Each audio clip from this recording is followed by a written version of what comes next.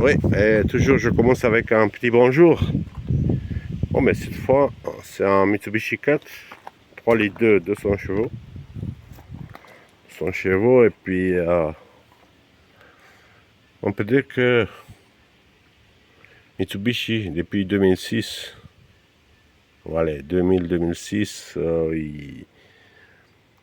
ils ont changé la pompe à injection, ils ont changé, on peut dire, un peu leur système, le turbo, tout ça. Je veux dire que c'est un turbo tout neuf qui vient d'être changé. Mais si vous voulez, la cylindrée et tout ça, c'est pratiquement la même. Hein. Il y a pas mal de pièces. Et puis je pense, hein, puis bon, je peux pas dire que je suis sûr, mais bon, moi je connais déjà. Bon, la chaîne, le tender qui va par là, c'est le même. La chaîne et puis pas mal de choses, mais après on rentre dans dans un autre type d'injection et la pompe à injection aussi. Mais même la vanne EGR, ça ressemble beaucoup à celle de 3 litres 2 2000-2006, quoi, CDI 3. Bon, bref, je ne vous retiens pas beaucoup. Pour condamner une vanne EGR, ce véhicule, ça fait longtemps qu'il n'a pas démarré, donc si vous enlevez ça, ouais, mais la vanne EGR ou la changer, ça coûte un bras, donc finalement je suis obligé de l'annuler, même si elle fonctionne bien, comprenez. Mais bon, j'ai senti un peu que parfois ça,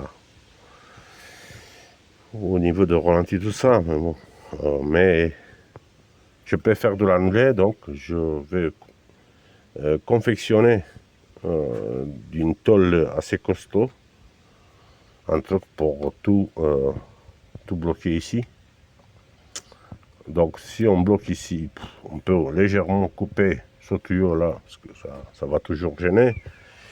Si on arrive par là, c'est autre chose, parce que ça vient l'air chaud du moteur, et puis il y a le radiateur, tout ça, et puis vous avez, il y a la conduite d'eau qui va rentrer dans le petit radiateur, et puis il est toujours chaud à cause de, oui, grâce ou à cause, ouais, grâce au moteur, tout ça.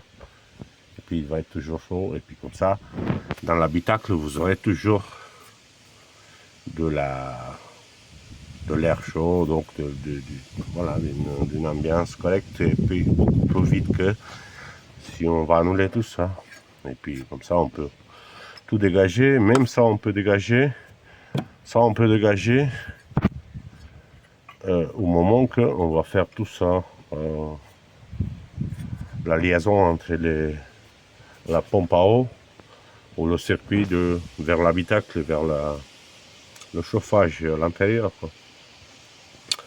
Après, voilà, il y a toujours si vous voulez, la évacuation, en fait, ce qui va faire qu'on va annuler le circuit de l'air chaud, là, le surplus. C'est ça qui va déclencher la vanne légère. Et puis le remettre à la sortie aussi, et puis voilà, de remettre en circuit, quoi. Bon, après, c'est toujours fait ce qu'il veut, mais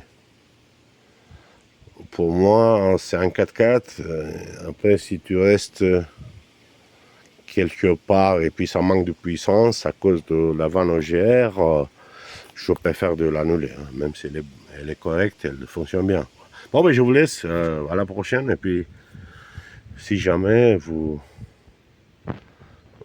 envoyez un petit que vous me demandez quelque chose dans des commentaires, ou je sais pas. Bon, le principe c'est simple, mais je conseille pas, je déconseille en fait les personnes qui savent pas le faire pour le faire, quoi. Voilà. Et puis j'étais trop bref dans les explications, de vous dire ça, et puis voilà. Bon, allez, ben toujours à la prochaine. Allez, ciao, ciao, ciao.